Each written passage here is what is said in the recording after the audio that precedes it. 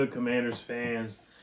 Just finally wanted to make a video about the gold pants. Been a little under the weather this week, and my voice has been really awful. So I just didn't want to put out a video like that. I did. I forced myself to put up a Sadiq Bey video for the Wizards, and I struggled making that video, but I had to make that one because that was like breaking news.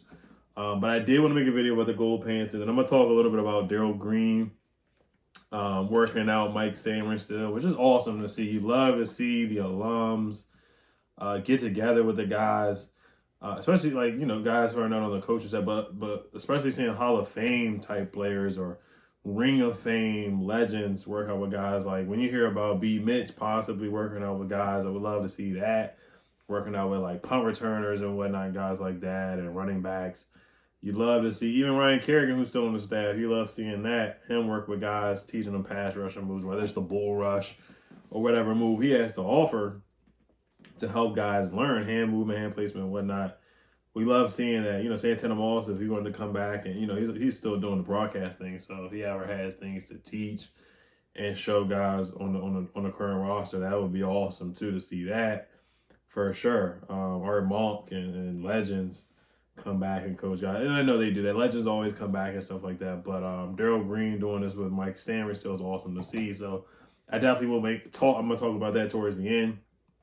But let's talk about the gold pants. So the Commanders, the social media team tweeted out, "You ask, you shall receive." So it looks like a couple fans were asking about bringing back the gold pants. The gold pants last time we wore them was 2018, which was a terrible game. Got blown out, 24-0. I didn't even notice that we haven't worn them in so long until they finally brought them back, because I was just so kind of detached from the whole jersey talk and name talk. Like, that just wasn't my focus. But seeing them come back is pretty darn cool. Like, you see the pictures of Terry McLaurin, B-Rob, Sam Cosmi, you got Jeremy Chin with the visor on, and Bobby Wagner with the visor on.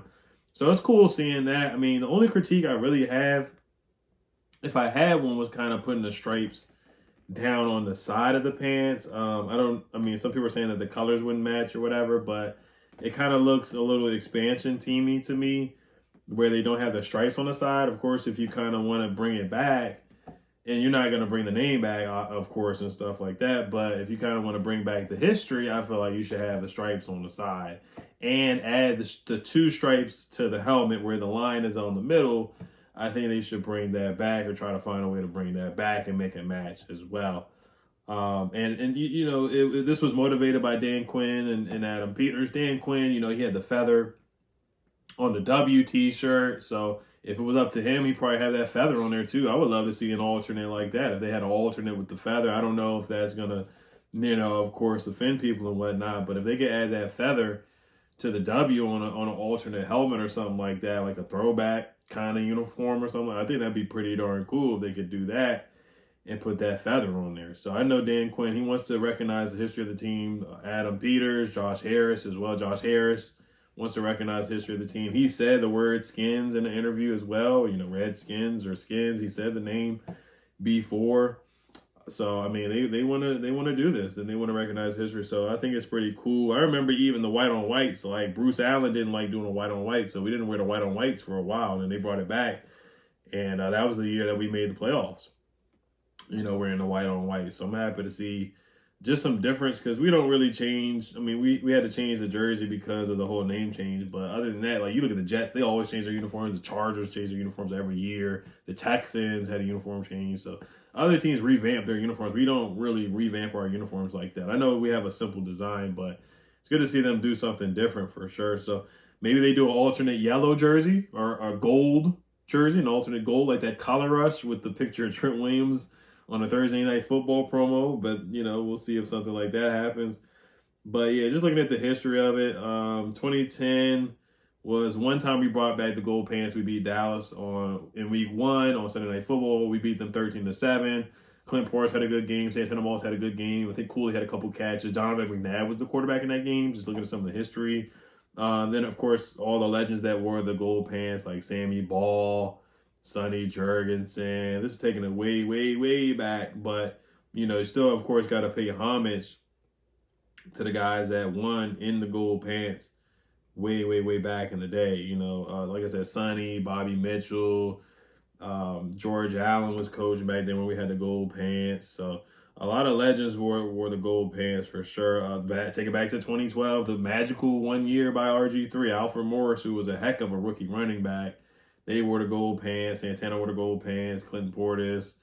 Back when we had Pierre Garçon, Kirk Cousins, and Deshaun Jackson and guys like that. So some Santana Moss. So some really good players did wear the gold pants, especially if you take it way back to like the 30s and 40s and 50s. Wore the gold pants. So it's good to pay homage for sure. And then Kevin Sheehan, he tweeted out, he kind of had an old man kind of get off my lawn kind of take. But, I listen to Kevin Sheehan a good amount. He said, all we needed to do was ask. He said, then we'd like a full rebrand, please. Obviously, the pants are a diversion from the big ask. They know what they're doing here. They'll address the actual real issue when it makes sense for them. FYI, the gold pants were never part of the Super Bowl unis, which is true. Joe Theismann didn't wear them. Doug Williams didn't wear them. Art Monk, those legends, John Riggins, the Super Bowl teams didn't wear them. But like I said, the teams way back, Sonny Jurgensen, Sammy Ball, they wore those pants. And the rebrand, it may come. You never know. They may change the name. I don't think it's out of the question. Maybe 4 or 5 years from now, they may change the name. But that's a whole long conversation that I'm not going to get into right now. And then, of course, RG3 tweeted out. He said, Dear Washington Commanders fans, this is a safe space. Would you be happy if the old logo was brought back? I'm not going to get into that conversation as well. I know a lot of people would love for the old logo to come back. I still got a lot of gear and stuff. But like I said, I'm not going to get into that long conversation about the old logo coming back, but I know a lot of fans would definitely love for the old logo to come back for sure. So but yeah, that's it about the gold pants. They have not decided which games they're going to wear it for, but we will see. It will be intriguing for sure, and it will be cool just to see him back in those in the gold pants for sure. And like I said, the only critique I really have is just the stripes on the side. That's really about it for sure. But I think it looks pretty good. I think I'm excited to see. I'm intrigued to see what they do. What they do. But I did like the gold pants on the Thanksgiving game in 2012 when we beat Dallas. They had the white tops. That was like a different kind of jersey. And then 2002 we had the arrow on the helmets. Those were kind of some different alternate unis that we had that we don't really do much. But those are the unis that I kind of remember that were actually different than the typical ones that we wear. For sure. So, but I don't see us wearing black jerseys with gold pants, but I can see us wearing the white jersey with the gold pants and the burgundy top with the gold pants for sure. Maybe gold on gold, but I don't see that really happening either. But I think it's a good move that they did. All right. So let's get to the Darrell Green working out Mike Sainristil. So I'm going to show a quick Instagram clip of Darrell Green and Mike Sainristil getting together. I don't think this is their first time getting together either, which is good to see in the all season. This is the time to do it. Mike Sainristil, another guy who is a lean guy, not the tallest guy in the world, but just packs a punch, man. Heart over height. This guy, pound for pound, could be. And Nick Saban said it himself. Nick Saban said that, Mike Sainristil really could be pound for pound the best player. He said, this guy may be pound for pound the best football player in this draft. That's what Nick Saban said. And he knows because he played against Michigan. And Mike Sainristil had a big game against Washington in the championship game. Had an interception in that game, had 6 interceptions. He's just a ball hog, just like how Darrell Green was when he played. The legendary Darrell Green.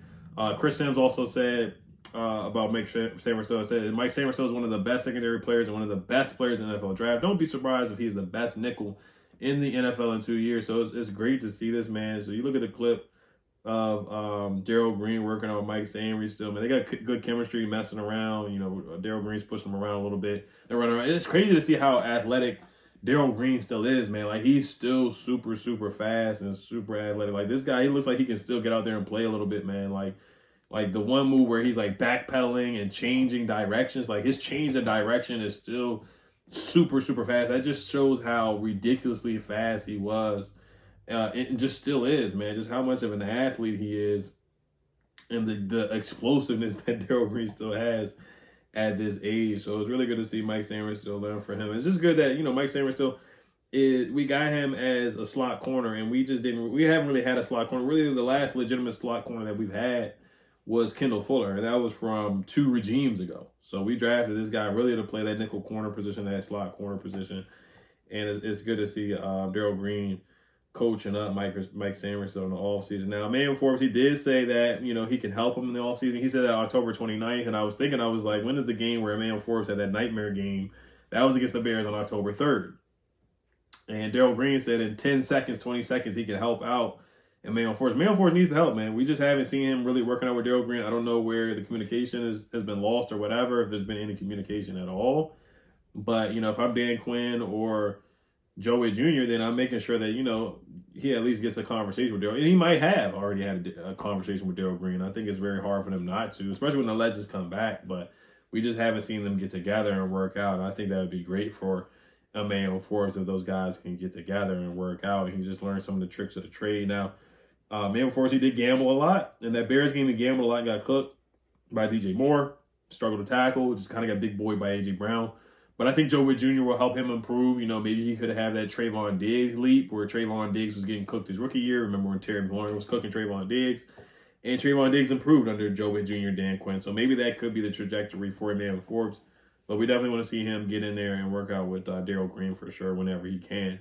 But it's good to see Mike Sainristil is taking the initiative to get with Darrell Green and work out. So it's been the big things from Mike Sainristil. We haven't really heard much in OTAs, but like I said, it's just OTAs and minicamp. So if you don't hear a guy's name, I'm not going to be like, oh my gosh, we haven't heard much.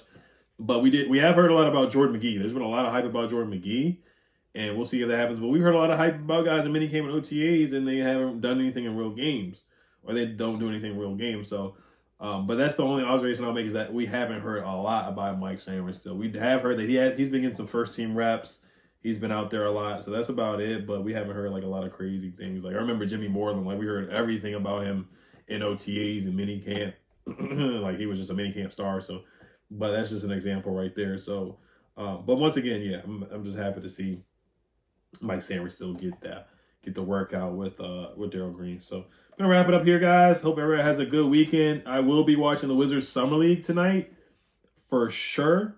Get to see Alex Sarr versus Zachary Risache against the Atlanta Hawks, pick number 1 and pick 2. So shout out to Price Picks. Do want to give you guys a pick for the NFL season. I'm just going to give you guys one pick. That's Terry McLaurin, of course. I got him getting the over on 949.5 receiving yards on the season. Make sure you guys use my promo code REAL at Oliver. You get 100% deposit match up to $100. I know it's not legal in Maryland, but it is legal in Virginia using Price Picks. So first time you just get 100% deposit match using my promo code REAL at Oliver. And I would just take the over on Terry McLaurin, 949.5 receiving yards on the season. He gets 1,000 yards every season. The last 3 years, he's gotten over 1,000 receiving yards, and that's with underwhelming or inconsistent quarterback play. And he's missed games too, and he still has gotten over 1,000 receiving yards. So imagine he plays all 17 games with a quarterback that has the potential to be a franchise guy, Jaden Daniels. So there's no reason why he should not get 1,000 receiving yards. Now, you have to have 2 picks. I don't have another pick for you guys for the NFL season. I'm going to work on another NFL season pick, but that's one pick that's just a gimme to me right now. I think you guys should hop on that right now. And then they got other picks on there like Jahan Dotson for receiving touchdowns, but you got to pick another guy from a different team. So I'm going to work on that and give you guys another pick. But that's the pick that I have for you guys for Prize Picks. I do have the under on the Summer League for Bub Carrington. So if you guys want to take that pick for tonight, maybe you could pair that. I got the under for my guy Bub. I'm a big Bub fan, but I got him getting less than 10.5 points tonight. So those are my picks for Prize Picks. You guys let me know what you guys think. Health Commanders. Peace.